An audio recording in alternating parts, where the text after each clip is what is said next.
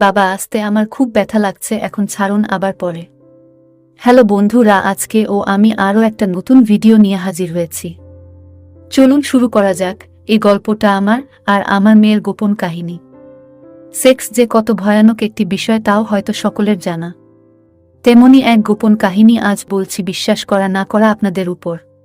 আমি রাকিব, বয়স 40, আমার বউ তানিয়া, বয়স 30, আর আমার মেয়ে রিয়া, বয়স 22 বছর। মেয়ের বিয়ে হয়েছে প্রায় 1 থেকে 2 বছর আগে। আমি শহরে ব্যবসা করি, প্রায় 10 থেকে 15 বছর হয়েছে।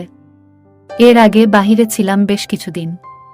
আমার বউ তানিয়া আর আমার সেক্স জীবন ভালোই কেটেছিল যতদিন আমরা কাছাকাছি ছিলাম। সংসার জীবনে আমি কখনো চাহিদার অভাব ফিল করিনি। এরপর দেশে একেবারে চলে আসলাম। আমার বউয়ের শরীর বেশিরভাগই খারাপ থাকতো বলে দেশে আসার পর বেকার না থেকে শহরে ব্যবসা শুরু করলাম। তাই সপ্তাহে 4-5 দিন শহরে থাকতে হতো, আর একা বলে এক রুমের একটা রুম ভাড়া নিয়ে সেখানে থাকতাম। এভাবে কিছু দিন চলার পর খেয়াল করলাম আমার বউয়ের চাহিদা কমে যাচ্ছে, সে আর আগ্রহী না। এর কিছুদিন পর আমার মেয়ে ওর শ্বশুর বাড়ি থেকে ঝগড়া করে একেবারে চলে আসলো। রিয়ার শ্বশুর বাড়ি ছিল আমাদেরই গ্রামে। আমি বিদেশে থাকা অবস্থায় রিয়া প্রেম করে বিয়ে করে। ছেলে ও ছেলের বাড়ির অবস্থা ভালো বলে আমরা মেনে নিয়েছিলাম। ছেলের ফ্যামিলিও মেনে নিয়েছিল, কিন্তু শাশুড়ির সাথে তেমন বনিবনা ছিল না, সব বিষয়ে দোষ খুঁজত। রিয়ার স্বামীও বিয়ের পর থেকে বিদেশে থাকে, ওখানে কাজ করে। তো রিয়া যখন তার শ্বশুর বাড়ি থেকে চলে আসে, কি কারণে ঝগড়া হয়েছে তা জানতে চাইলে রিয়া বলে যে তার শাশুড়ি তার নামে মিথ্যা আব্বাত দিচ্ছে, তাই সে আর ওই বাড়িতে থাকবে না। ওই রাতে জামাই আমাকে ও আমার বউকে ফোন করে শাসায় যে সে আমার মেয়েকে তালাক দিবে। তার কাছে জানতে চাইলাম কারণটা কি। সে বলল কারণটা তাদের বাড়ি গিয়ে জেনে আসতে। তাই আমি আর আমার বউ ওই রাতেই মেয়ের শ্বশুর বাড়ি গিয়ে জানলাম রিয়াকে তার শাশুড়ি আর ননদ হাতে নাতে ধরেছে দেওরের সাথে খারাপ কাজ করছিল। যখন তার শ্বশুর বাড়ির আরও কয়েকজন সাক্ষী দিল, আমি আর আমার বউ আপমানিত হয়ে চলে আসলাম। বাসায় এসে ওর মা ওকে ইচ্ছামতো বকল। এর মধ্যে জামাই আবার ফোন করল আর বলল, আপনার মেয়েকে রেখে দেন, আপনাদের কাছে আমি তালাকের কাগজ পাঠাচ্ছি। ওর মা জামাইকে অনেক বোঝানোর চেষ্টা করল, কিন্তু জামাই শুনল না। তা শুনে ওর মা অজ্ঞান হয়ে গেল। তার মাথায় পানি ঢেলে তাকে স্বাভাবিক করলাম। মেয়ে আমাদের বাসায় রইল। জামাই ও স্বাভাবিক হয়ে সব ভুলে সে ও রিয়া আমাদের এখানেই রাখতে বলল। আর মেয়ে ও জামাই এর সম্পর্ক ও স্বাভাবিক কাটতে থাকল। রিয়া তার স্বামীর সাথে রাতে কথা বলে। আমি তা জানি, আর আমি 4-5 দিন শহরে থাকি বলে জানি না কয়টা পর্যন্ত কথা বলে। একদিন আমি শহর থেকে বাড়ি এসেছি, এসে খাওয়া দাওয়া করে ঘুমিয়ে পড়ছি। হঠাৎ মাঝরাতে ঘুম ভেঙে গেল, তাই বারান্দায় এসে সিগারেট খাচ্ছি। অমন সময় রিয়ার ঘর থেকে হাই হুই বা ফিস ফিস করে কথার সাউন্ড শুনলাম। ওর রুমের দরজার কাছে কান পাতলাম আর শুনলাম মেয়ে ঘরের ভেতর একটা ছেলের সাথে কথা বলছে।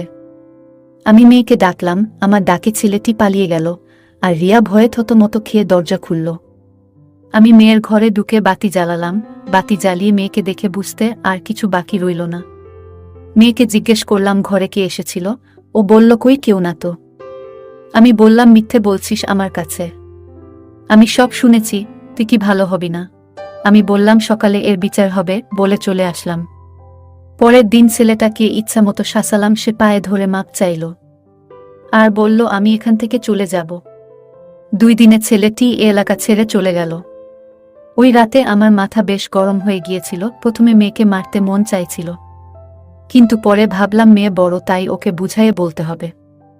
এরপর হঠাৎ কি হলো, মেয়ের এলোমেলো অবস্থায় থাকা দৃশ্যটা চোখে ভেসে উঠল।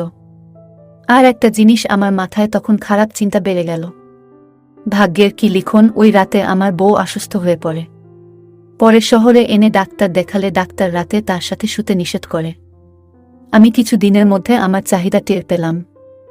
এর মধ্যে বাড়িতে বউ অসুস্থ থাকায় আমার এক দূর সম্পর্কের বিধবা বোনকে আনা হয়েছে কাজের জন্য। আর সে বোনের সাথে আমার ভাব হয়ে যায়।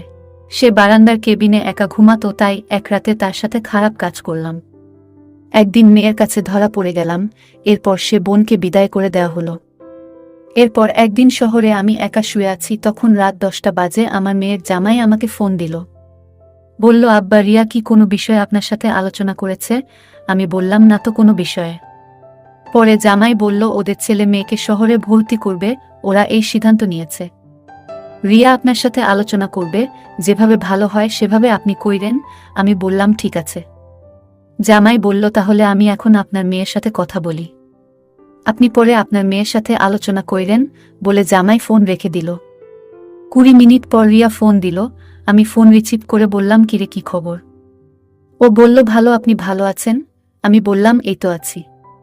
তো তুই কি বলবি? তোর জামাই ফোন দিয়েছিল, বলল তোর সাথে আলোচনা করতে আর যেভাবে ভালো হয় সেভাবে করতে। তুই কি ভাবছিস? ও বলল আব্বা আমি আপনার সাথে একটু পরে কথা বলি। আমি বললাম ঠিক আছে। এরপর ও রাত 12টায় ফোন দিল, বলল শুয়ে গেছেন নাকি? আমি বললাম না। তুই কি করছিস? ও বলল এই ওর সাথে কথা শেষ করে বাথরুমে গেছিলাম। আমি জিজ্ঞেস করলাম তোর শরীর ভালো আছে তো? ও বলল হ্যাঁ আছে। আমি ওর ছেলের কথা জিজ্ঞেস করলাম। ও বলল ওর ছেলে, ওর মা মানে আমার বউ এর সাথে শুয়েছে। আমি দুষ্টামি করে বললাম তোর মা আমার মতো বুড়ার সাথে শুয়ে না, তোর পুলারে জুয়ান পাইছে তাই নিচে। আমি ওকে বললাম আচ্ছা কি বলবি বল। ও বলল ওর জামাই ওকে শহরে গিয়ে আগে সব দেখে তারপর ঠিক করতে বলেছে। আমি বললাম তোর জামাইয়ের কোনো ইচ্ছা নাই যে কোথায় ভর্তি করবে? রিয়া বলল আপনি আর আমি যা করব সেটাই ওর কোনো আপত্তি নেই। আমি বললাম তুই কি করবি ঠিক করছিস? রিয়া বলল আপনি যেটা ভালো বুঝবেন সেটাই করবেন। আমি বললাম তারপরও তোর ইচ্ছা কি? ও বলল আমাকে আপনাদের জামাই বলেছে আপনার সাথে থাকতে, আর আপনার সাথে মিলাই যা করার করতে, তাই আমাকে আপনার কাছে যেতে বলছে। আমি বললাম ঠিক আছে, তুই চাইলে আমি আর কি করব। তো তোর মা শরীর ভালো তো? ও বলল হ্যাঁ ভালো। আমি ফাজলামো করে বললাম হ্যাঁ তা তো বুঝতেই পারছি, নইলে তোর ছেলেরে নিত নাকি? ও বলল আব্বা চুপ করেন, কি আবল তাবল কইতেছেন। রিয়া বলল আপনার জন্যই তো মা অসুস্থ, আপনি ওই দিন অমন করছেন দেখা মার আজ ওই অবস্থা। আমি রিয়াকে বললাম তুই জানলি কি করে? তোর মা কি তোকে বলছে? ও বলল না। আমি আবার জিজ্ঞেস করলাম তাহলে? ও বলল থাক এসব। আমি বললাম না তোকে বলতেই হবে, নইলে আমি আর তোর সাথে কথা বলবো না, আর তোদের কোনো বিষয় আমি নেই। ও বলল কেন না বললে আমার উপর রাগ করবে। আমি বললাম তুই আমাকে সব কথা বলিস, কিন্তু এই কথাটা বলবি না কেন?